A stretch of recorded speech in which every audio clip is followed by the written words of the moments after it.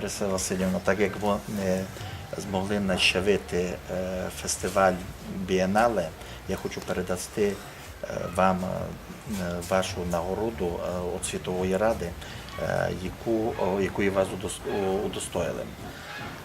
Лариса Васильівна Андрела – визначна русинська поетеса, фольклорист і етнограф на Подкарпатті в Україні.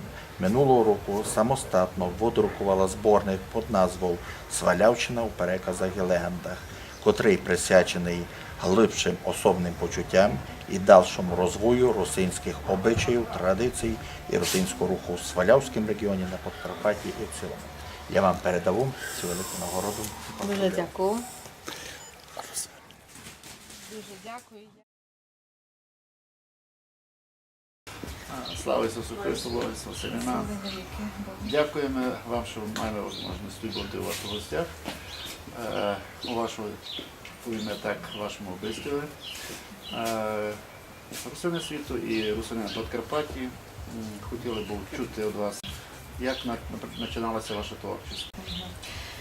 Ну, я дуже перш за все хочу подякувати за всю нагороду. Мені дуже приємно, що я, можливо, цією нагородою вписалася у ту частиночку нашої срібної землі, яку я дуже люблю, яку, ну, правду кажучи, я її донечка, бо народитися в такому прекрасному краї срібної землі в нашому мальовничому Закарпатті, то є дійсно честь, то є велика гордість, можливо, для кожного з нас. Бо справді називають її маленьку Швейцарію, або то істинно так. І не лише через те, що в нас дуже мальовнича природа, в нас надзвичайно прекрасні краєвиди, а можливо тому, що в нас прекрасні люди, душою прекрасні, серцем прекрасні. Це основне, що є у нас, це наше велике багатство.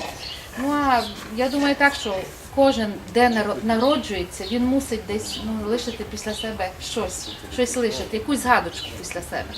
Ну, якщо тобі дав Бог той дар, я знаю, дар такий писати, тим поетичним словом, то, можливо, саме хотілося передати оту красу, ото все, що у нас є у нашому Закарпатті, саме поетично.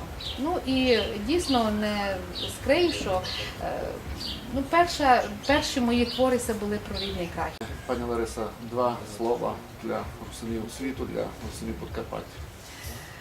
Я бажаю, щоб русини, щоб ми, бо ми вважаємо себе дійсно русинами, щоб для них ота засяяла по-справжньому та прещаслива зірочка, щоб вони все під тою зірочкою перебували, щоб вставали наші русини із тим прекрасним настроєм спокою, миру, сонця, благодаті, і щоб вони лягали із прекрасним позитивом того, що багато зробили на честь нашої срібної землі, русинів.